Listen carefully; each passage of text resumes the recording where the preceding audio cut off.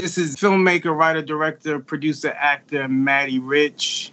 And you probably would know me best from my first film, Straight Outta Brooklyn, which in 1991 won the Sundance Film Festival Special Grand Jury Award. And you also may know me for my 1994 movie, The Inkwell, which starred Jada Pinkett, Lorenz Tate, Morris Chestnut, Joe Morton, a lot of great iconic actors.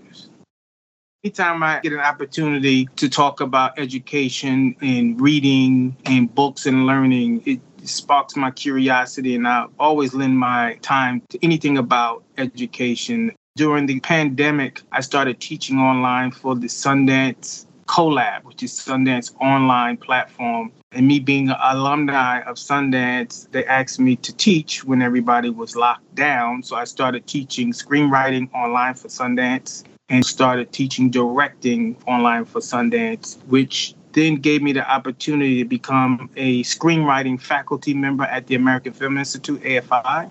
And so I've overseen thesis films, maybe about 30 of them so far. I also do a workshop called Writing the Short, and then a syllabus that I created, Writing for Video Games. And so that's going on in its almost fifth year. It's important to keep going. And as an artist, as a creator, those are words that I live by. Keep going, keep studying, keep reading, keep writing. It's important, especially as an artist, as a screenwriter. I always tell writers that writers write every day. And in order to write, you have to read and you have to imagine. That's always been my story as being a writer first, a storyteller first. My earliest memory of being a part of a library is, I grew up in Red Hook housing projects in Brooklyn, New York. And it's a pretty big housing project, probably the biggest in New York City. And there was a public library towards the end of the housing project. And I used to go there, and that's where I read my first film book. And it was by this man named Lenny Lipton.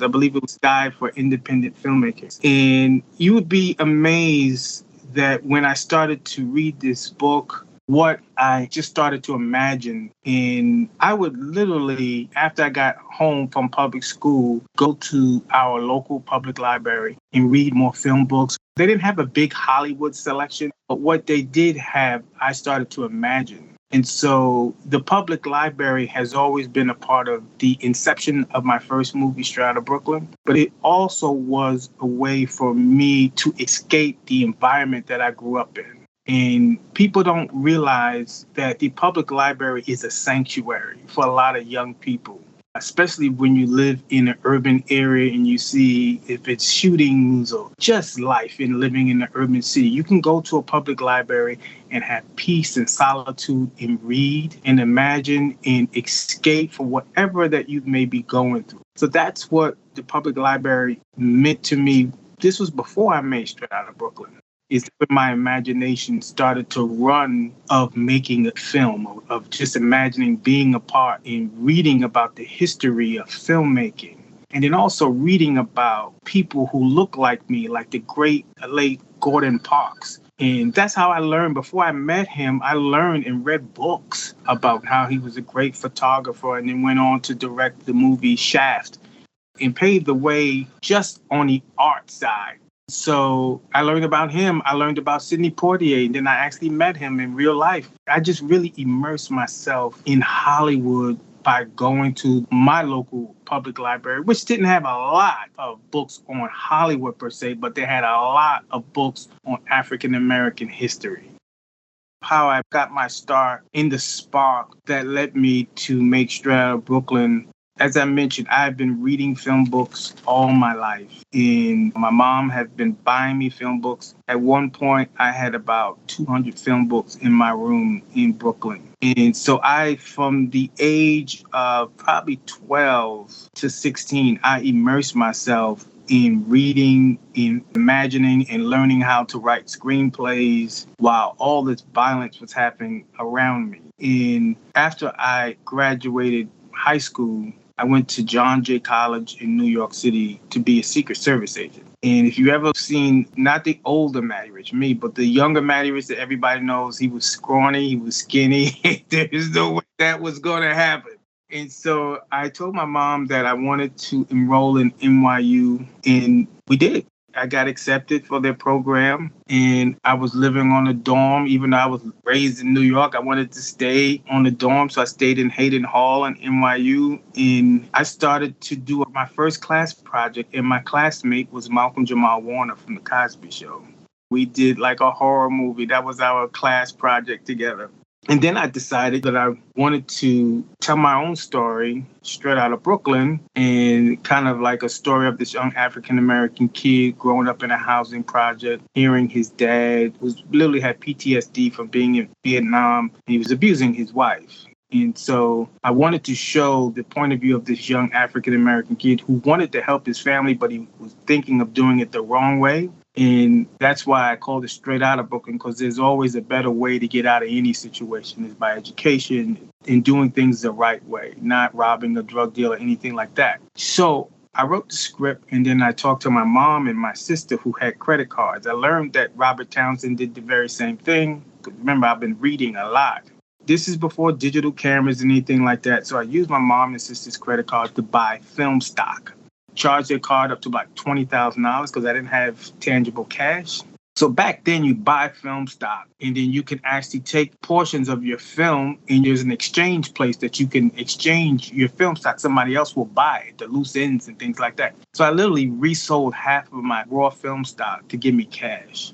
And then I found a DP in New Jersey, and I started doing casting in Harlem and then also in Brooklyn. And then I started this journey of telling the story in my grandmom's apartment in Red Hook Project called Straight Out of Brooklyn. So once I finished, I think it was 90% of the film, I talked my way into this editing suite in Manhattan. And I had this poster outside of my editing suite, and it said, Straight Out of Brooklyn, what you don't want to hear, what you don't want to know, but you have to know. And someone knocked on my door, and in came Jonathan Demme. And I never met Jonathan Demme ever in my life. And he says, who's this Matty Rich? And that was me and my editor. And I said, I'm Matty Rich. I said, look, I'm busy right now. And he was like, oh, I'm sorry. And he left. And then my editor was like, do you know who that is? He's editing Silence of the Lamb down the hall, Matty. That's Jonathan Demme. So the very next day when I saw him in the editing suite, I had my first kiss butt moment in Hollywood. I went up to him and I invited him back into my editing suite, and I had a very small room. Remember, we were cutting on a flatbed. There was no digital at this point. We put the film on the flatbed, and he sat there and he watched my entire film. And when he finished watching the film, he was blown away that a teenager who was 18, almost 19 at the point, made this film. And Jonathan Demme, God bless his soul, championed my project and introduced me to Ira Deutschman, who's still a good friend, who came on board as my EP. I went to run Fine Line Features, and then we screened it for the American Playhouse, and then they bought the TV rights. And I thought it was over at that point until Jonathan Demme and Ira Deutschman said, hey, Sundance Film Festival accepted for you to screen your film. I didn't know what Sundance was at that time. But once I learned about it, this was my first time in Utah. And then when I screened it, my world opened up.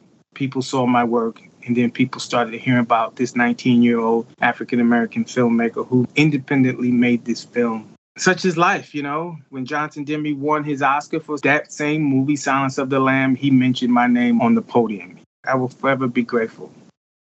I think it's very important for young artists to have a mentor, because that's like your hope. That's the spark. That is someone who has done it before. That's someone that you could lean on, and they can give you some solid advice and some pitfalls to look for. But I can't be a mentor to everybody, but the people that I am mentors to, I see something in them that reminds me of myself. So when you choose a mentee, you have to choose someone that has that identical spirit of independence, that spirit of, I want to tell this, I need to know how to do it.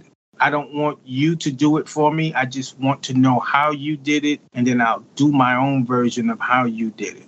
Being a mentor, number one, is gratifying for me because it says I've arrived. I've arrived to be a state to give what God gave me, this gift of writing and directing and producing and acting. And then I can give it to another generation, but I can also give it to someone even older than me. And I've done that too. I've mentored people who are older than me who are getting into this business. So being a mentor, I think that's the most valuable thing someone can give to another person. I would encourage creatives to use the library. When I was at NYU has the most beautiful library on the campus that is massive. It is the most beautiful library. And I would spend my time in reading. And my roommate, he was from India. And we would sit in the library at NYU and we would just be film fanatics. It's just like now being a mentor at AFI. These are grown people, young people. Some of them are older people, and they're film fanatics, right? This is where it counts. It's before you make the film. This is where your art forms, is reading, is learning, is really engrossing yourself. If it's writing, directing, producing, acting, this is where it counts. When you actually make it, if you don't have this experience of reading, it's not going to help you. You're going to be relying on too many different people to give you knowledge that you have free will to do. And that is getting a library card and walking up in there and reading and researching and taking DVDs home, taking books home. There's nothing better, I tell you this, than when you get a library card and you take books home or you take movies home. And you better return them. But that's where the information happens. And I say to young artists, if you want to enter this business, there is no excuse for you not to learn and read about this. If you don't take advantage of a library, you're doing yourself a disservice. You can take as many courses as you want, but the free will of an artist is not just being a part of an organization, of a workshop, but it's being by yourself and it's reading and really diving into what you see or what other people have done before you. That is truly where the gift starts. Every filmmaker that I've been associated with, it started with reading. Thank you for listening to 250 Stories, a production of HPL Studios at Hartford Public Library. This episode was written and produced by Christopher T. Brown, sound by Sam Sigmund, edited by Faith Lucas, produced by Jason Couch, and with photography and graphic design support from Hartford Public Library's communications team and the Hartford History Center. For more information on this project, visit www.hplstudios.hplct.org. New episodes release every Tuesday, so subscribe to stay tuned.